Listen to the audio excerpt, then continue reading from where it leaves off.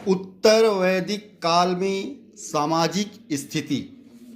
उत्तर वैदिक काल में सामाजिक व्यवस्था का आधार वर्णाश्रम व्यवस्था थी।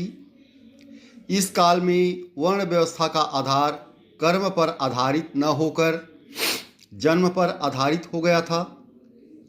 यद्यपि वर्ण व्यवस्था में कठोरता आने लगी थी, समाज में 4 वर्ण स्पष्ट रूप से हो गए थे: ब्राह्मण, क्षत्रिय, वैश्य और शूद्र।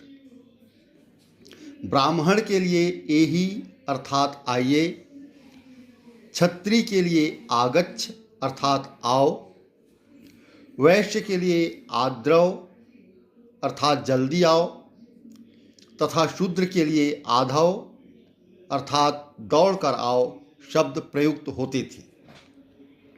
युद्ध एवं कृषि दोनों क्षेत्रों में लोहे के प्रयोग से मूलभूत सामाजिक परिवर्तन आने लगे थे। एक शस्त्रधारी एवं शक्तिशाली नए क्षत्रिय वर्ग का उदय हुआ। ये क्षत्रिय वर्ग के उदय को लोहे के प्रयोग से ही नहीं देखा जाना चाहिए। इसका उदय पहले ही हो चुका था। हाँ, लोहे के प्रयोग से युद्ध, अस्त्र शस्त्र तथा कृषि कार्य, वनों की कटाई का कार्य ये सुगम होने लगे थे। और जिनके पास लोहे के अस्त्र होते थे, लोहे के हथियार होते थे, वे अपने प्रतिद्वंदियों पर, अपने शत्रुओं पर भारी पड़ते थे, हावी हो जाते थे और उन्हें विजित कर लेने में सक्षम हो जाते थे।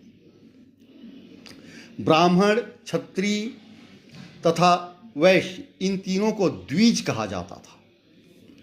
द्विज अर्थात जिनका जन्म 2 बार हो। ये उपनयन संस्कार के अधिकारी थे। चौथा वर्ण शूद्र उपनयन संस्कार का अधिकारी नहीं था और यहीं से शूद्रों को अपात्र या आधारहीन मानने की प्रक्रिया शुरू हो गई। यज्ञ का अनुष्ठान बढ़ जाने के कारण ब्राह्मणों की शक्ति में अपार वृद्धि हुई।